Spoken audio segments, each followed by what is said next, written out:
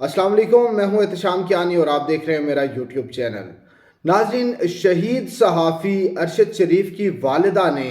आज पाकिस्तान की सबसे बड़ी अदालत से अपने शहीद बेटे के लिए इंसाफ मांग लिया है। उन्होंने सुप्रीम कोर्ट से क्या मुतालबा किया है और इसके अलावा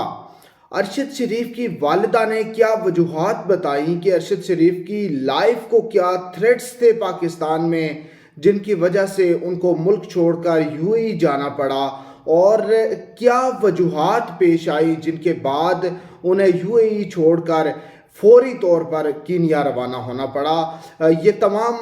बातें जो हैं ये आज आपको अरशद शरीफ शहीद की वालिदा की ज़ुबानी सुनाते हैं। उनकी वालिदा ने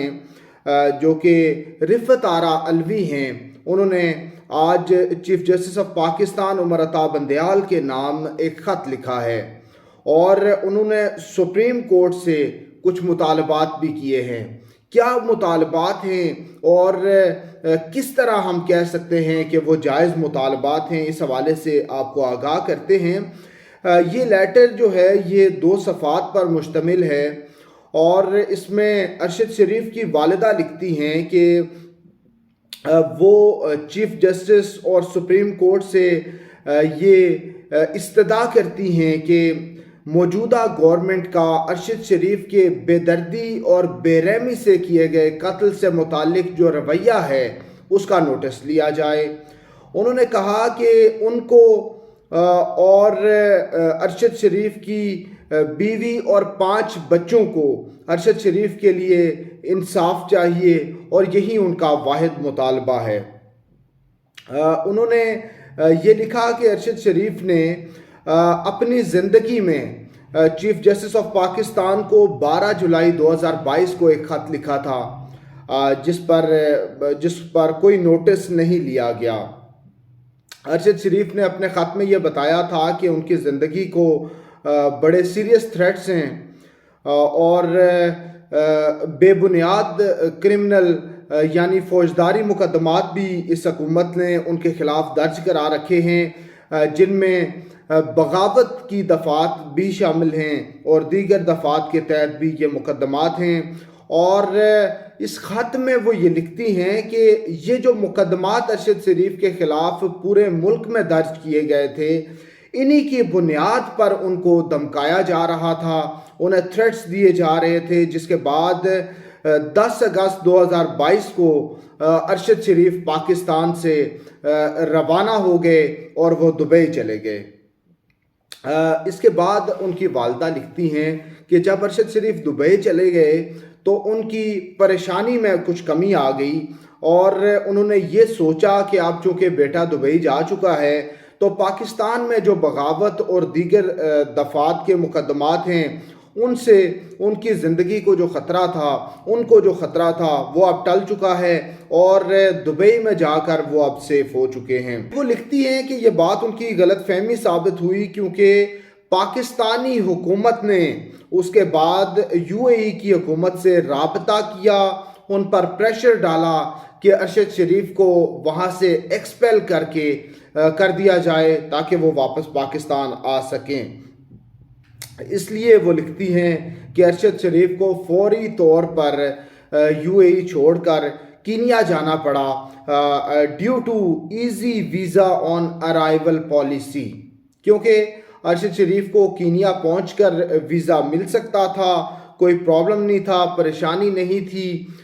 इसलिए उन्होंने तरजीह दी कीनिया जाने को दीगर किसी मुल्क का सफ़र करने पर। वो कहती हैं कि कीनिया में 2 महीने रहने के बाद अरशद शरीफ को असैसिनेट कर दिया गया कीनिया के शहर नैरोबी में।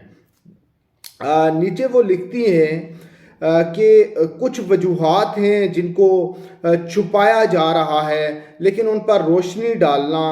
बड़ा ज़रूरी है और उनको सामने लाना बड़ा ज़रूरी है कि कीनिया की पुलिस के जो बयानात हैं वो 3-4 बार बदल चुके हैं। इसके अलावा उन्होंने कहा कि इन्वेस्टिगेशन टीम के कीनिया जाने से पहले ही वफाकी वज़रा ने मुख्तलिफ फैब्रिकेटेड यानी बढ़ा चढ़ा कर या حقائق کے برعکس جو کہانیاں ہیں وہ بیان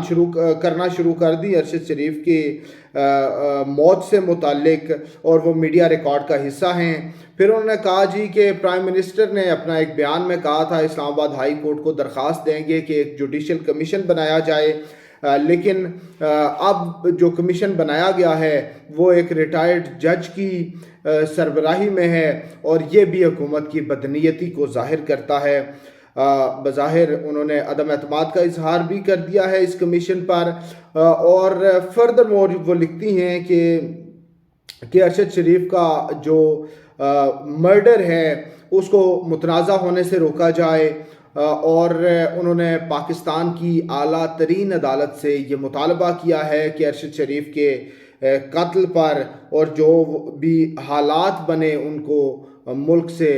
چھوڑ کر جانے کے، ان کی تحقیقات کے لیے ایک اعلیٰ عدالتی کمیشن تشکیل دینا چاہیے، اور وہ کمیشن سپریم کورٹ کے ججز پر مشتمل ہونا چاہیے۔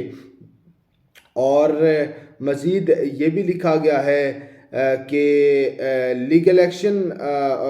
ہونا چاہیے جس کے تحت یہ judicial commission high powered judicial commission بننا چاہیے، جس سے جو ارشد شریف کی فیملی ہے ان کے بھی اور صحافیوں کی جو انسیکیورٹیز ہیں ان کو ختم کیا جا سکے۔ ان کا یہ بار بار مطالبہ ہے کہ اعلیٰ سطحی عدالتی کمیشن بنایا جانا چاہیے، جس سے as the Chief Justice of Pakistan, I request you to take notice of brutal murder and set up a judicial commission consisting of senior judges of Supreme Court of Pakistan to determine the real motive to identify criminals behind this heinous crime. اس سنگین جرم کے پیچھے کون سے کردار ہیں ان کو سامنے لانے کے لیے اور ان کو سزا دینے کے لیے، مثالی سزا دینے کے لیے جوڈیشل کمیشن تشکیل دیا جانا چاہیے۔ اور انہوں نے ریکویسٹ کی ہے کہ ان کا جو یہ خط ہے اس کو بھی ارشد شریف کا جو ان کی زندگی میں لکھا گیا خط تھا اس کی طرح نظر انداز نہ کر دیا جائے۔ یہ ان کا پہلا اور آخری خط ہے، اور وہ ریکویسٹ کرتی ہیں کہ ان کو انصاف دیا جائے اور قانونی جو انصاف کے تقاضے ہیں وہ تمام تر پورے کیے جائیں۔